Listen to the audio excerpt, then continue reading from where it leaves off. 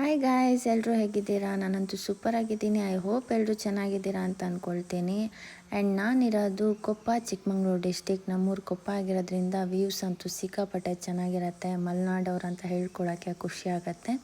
ಹಾಗೆ ರೋಡಲ್ಲಿ ಹೋಗಬೇಕಾದ್ರೆ ಒಂದು ಫ್ಲವರ್ ಸಿಕ್ತು. ಈ ಫ್ಲವರ್ ಯಾವುದು ಅಂತ ನನಗಂತೂ ಗೊತ್ತಿಲ್ಲ. ಗೊತ್ತಿದ್ದರೆ ಕಮೆಂಟ್ ಮಾಡಿ. ಹಾಗೆ ನಾನು ಬಂದಿದ್ದು ಟೌನಿಗೆ.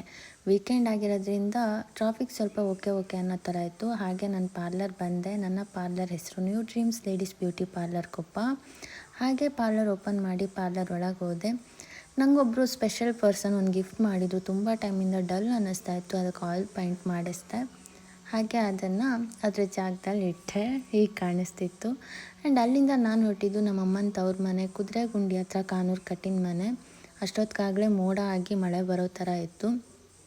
ಒಂದು ಫಂಕ್ಷನ್ ಇದ್ದಿದ್ದರಿಂದ ಫಂಕ್ಷನ್ ಅಟೆಂಡ್ ಮಾಡೋಣ ಅಂತ ಹೋಗ್ತಾ ಇದ್ದೆ.